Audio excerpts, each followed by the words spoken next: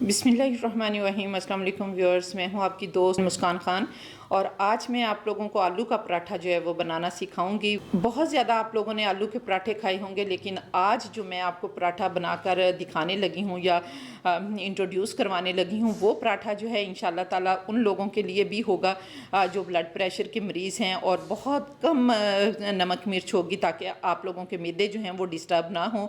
और इंशाल्लाह ताला पूरी कोशिश करेंगे कि ये ऐसा पराठा हो जो कि हर उम्र के लोग खा सकें, जिनको बच्चे भी पसंद करें और बड़े बूढ़े हर कोई जो है वो आसानी से खाए। तो इसके लिए हमें किन चीज़ों की ज़रूरत होगी, ये देखें, आपको आटा नज़र आ रहा है। इसके लिए हमने आधा किलो तकरीबन जो है वो आटा लिया है।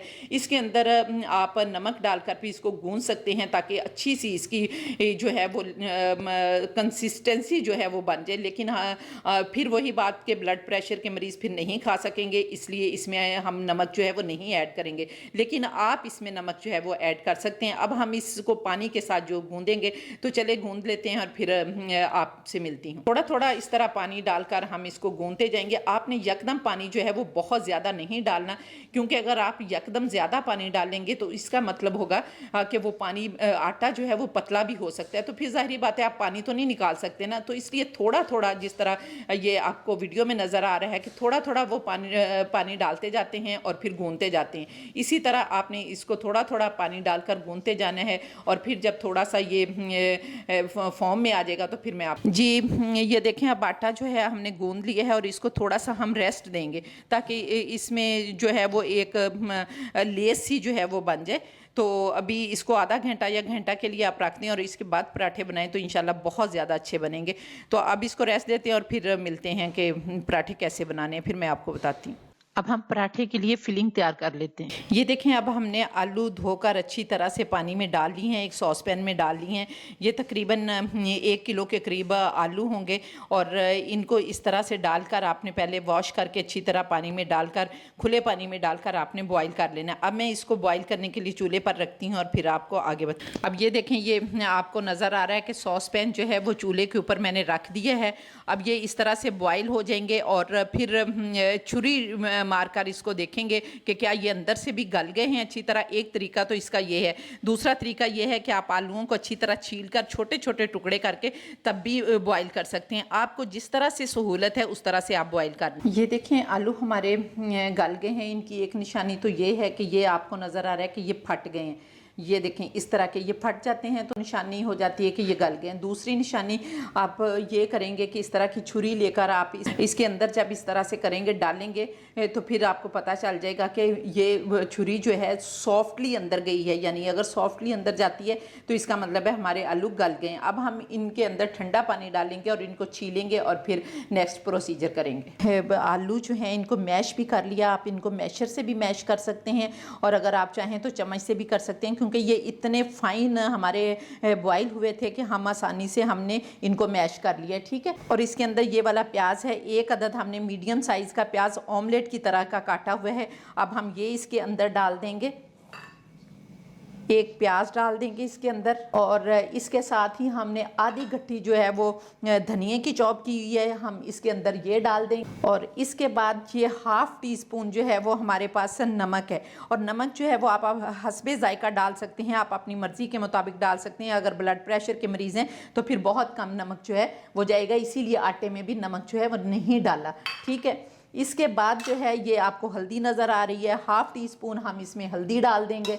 और इसके बाद हम 1/2 टीस्पून ही सुरख मिर्च डालेंगे, क्योंकि हमने इसके अंदर काली मिर्चें भी डालनी हैं, इसलिए हम सुरख मिर्च की जो क्वांटिटी है उसको कम रखेंगे।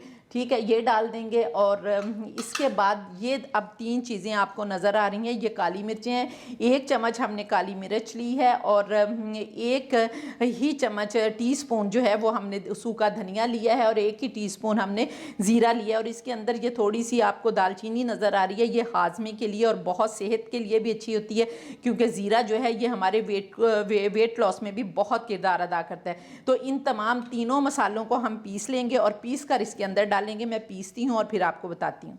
ये देखें मसाले हमने पीस लिए हैं। अब वो सारे मसाले जो मैंने आपको बताई थी क्वांटिटी, वो इसके अंदर पीस कर हम डाल देंगे।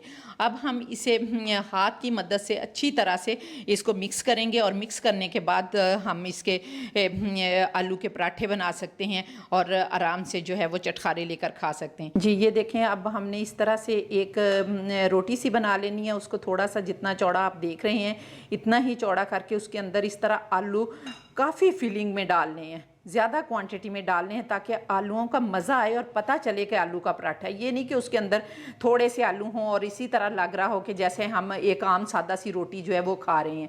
तो ये इस तरह से करके अच्छी तरह काफ़ी मिकदार में आलू आपने डालने हैं और इसके बाद ये देखें ये ऑयल इसके ऊपर जो है वो डालना है। इस तरह से थोड़ा सा ऑयल लेना है, 1 चम्मच के बराबर ऑयल लेकर आपने डालना है और इस तरह दूसरी रोटी जो है इसके ऊपर डालकर प्रेस करना है अच्छी तरह से। इसके कोने जो हैं जिस तरह आप वीडियो में देख रहे हैं इस तरह से कोने इसके प्रेस कर देने हैं और इनको रेस्ट के लिए इस तरह से थोड़ी देर के लिए रख देना है आपने, ठीक है। और फिर आगे आपको बताते हैं कैसे पकाना है।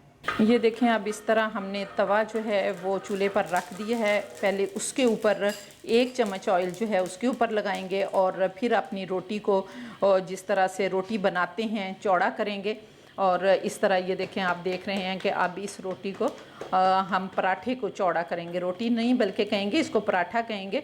अब ये हमारा आलू वाला पराठा जो है ये देखें ये तैयार हो गया, कितना खूबसूरत बन रहा है और ये हमने तवे पे डाल दिया।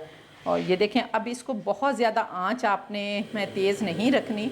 ये देखें, अब इस तरह हमने जब पलट लेना है एक साइड पे तो हमने इसके ऊपर ऑयल लगा देना है और आपने ऑयल ही लगाना है। जो ब्लड प्रेशर के मरीज़ हैं वो ऑयल ही लगाएंगे और जो दूसरे हैं वो देसी घी भी लगा सकते हैं। एक्चुअली मैं आपको एक बात बताती जाऊँ कि जो देसी घी होता है वो ऑयल ही की तरह का होता है।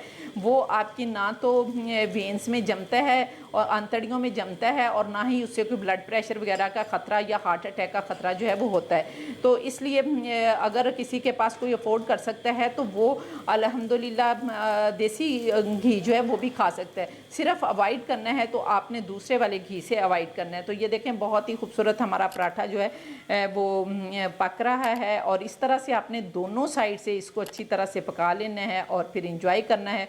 फिर आपको बताते हैं कि आपने इसको खाना किस तरह से है।